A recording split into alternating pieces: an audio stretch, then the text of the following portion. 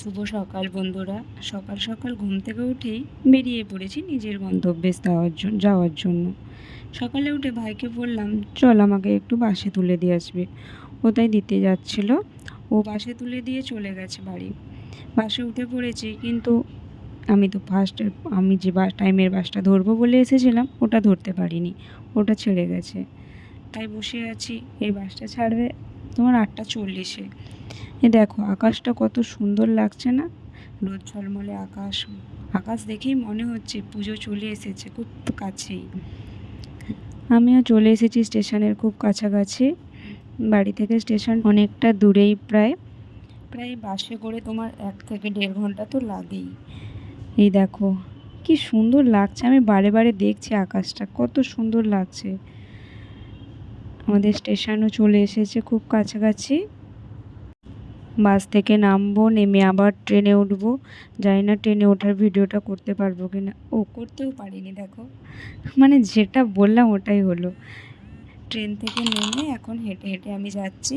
এটা হাওড়া স্টেশনে, ঠিক আছে? কত ভিড়, কত মানুষের যাতায়াত এখানে। এখান থেকে হেঁটে বেরোবো দিয়েছিল আমাদের 13 নম্বরে দিলে অতটা কষ্ট হয় না, তাও ঠিক আছে। এখান থেকে বেরোবো। কত মানুষের ভিড় জাস্ট দেখো তোমরা বন্ধুরা। হেঁটে হেঁটে ঠেলাঠেলি করে যেতে হয়। এখান থেকে বেরোবো, বেরিয়ে আবার বাস ধরবো। হেঁটেও যাওয়া যায়, কিন্তু হেঁটে যেতে পারি না, কষ্ট হয়ে যায় বাড়ি থেকে আসার পরে। হেঁটে হেঁটে ওই দেখো দূরে হাওড়ার ব্রিজ দেখা যাচ্ছে। এখানে প্রচণ্ড কত দোকান দেখো খালি বন্ধুরা। চলো যাই, তাড়াতাড়ি গিয়ে বাসে উঠে পড়ি।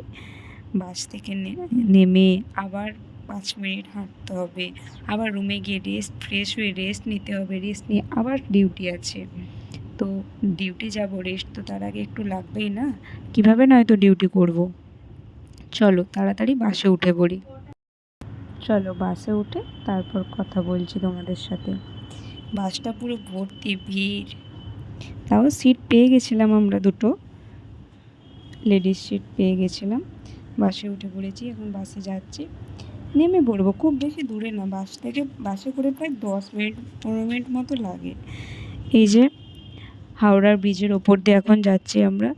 কোনো একদিন দেখাবো তোমাদেরকে যে হাওড়ার ব্রিজে হেঁটে যাব, হেঁটে গিয়ে দেখাবো কেমন, কতটা সৌন্দর্য কেমন।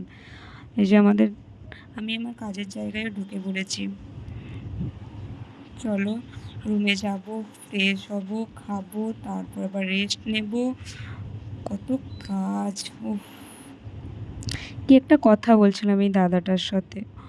আচ্ছা, কি কথা বলছিলাম, ওই যে আমার ফ্রেন্ডের ফোন চুরি হয়ে গেছিলো সেটা নিয়ে কথা বলছিলাম।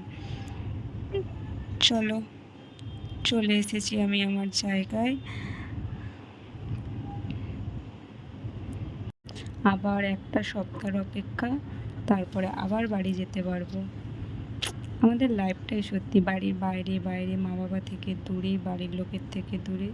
এই যে রুমে চলে এসেছি, যাই ফ্রেশ হয়ে নিই, ফ্রেশ হয়ে আবার তোমাদের সাথে দেখা হবে।